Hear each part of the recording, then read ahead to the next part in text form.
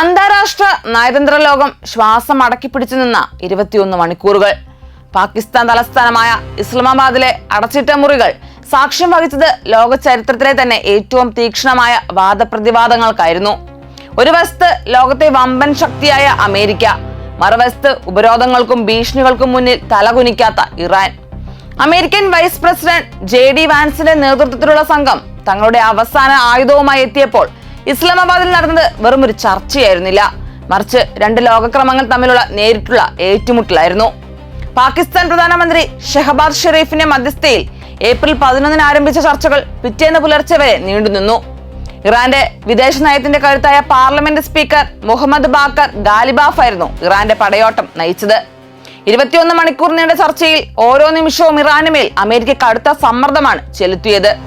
ഇറാന്റെ സാങ്കേതിക വിദ്യയും പ്രതിരോധശേഷിയും എന്നേക്കുമായി ചങ്ങലക്കിടുക എന്ന ലക്ഷ്യത്തോടെ വാൻസ് മുന്നോട്ട് വെച്ച അവസാന ഓഫറിനെ ഇറാന്റെ പ്രതിനിധികൾ ഓരോന്നായി പൊളിച്ചടുക്കി.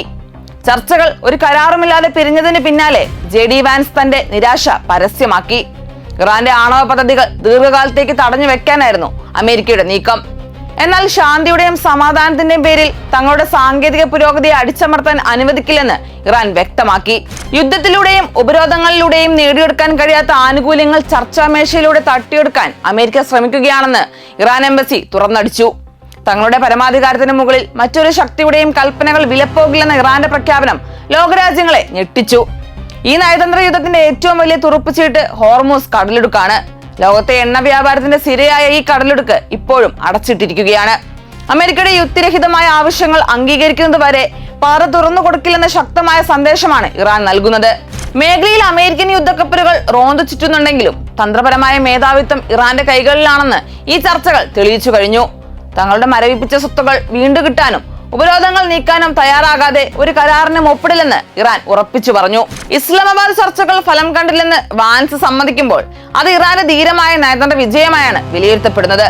സാമ്പത്തിക ഉപരോധങ്ങൾ കൊണ്ട് ഒരു രാജ്യത്തിന്റെ ഇച്ഛാശക്തിയെ കീഴടക്കാൻ കഴിയില്ലെന്ന് ഇവിടെ ഒരിക്കൽ കൂടി തെളിയിച്ചു കഴിഞ്ഞു. സമാധാനത്തിന് തയ്യാറാണ്, പക്ഷേ അടിമത്തത്തിനല്ല എന്ന ഇറാന്റെ നിലപാട് ലോകശക്തിക്കുള്ള വ്യക്തമായ മുന്നറിയിപ്പാണ്. ഇസ്ലാമാബാദിൽ നിന്ന് ഇറാൻ പ്രതിനിധികൾ മടങ്ങിയത് കൂടുതൽ കരുത്തോടുകൂടിയാണ്. സ്വന്തം ആത്മാഭിമാനം പണയപ്പെടുത്തിയുള്ള ഒരു കരാറിനും പേർഷ്യൻ മണ്ണിൽ ചെലവാകില്ലെന്ന് ഈ 21 മണിക്കൂർ ലോകത്തിന് കാട്ടിക്കൊടുത്തു.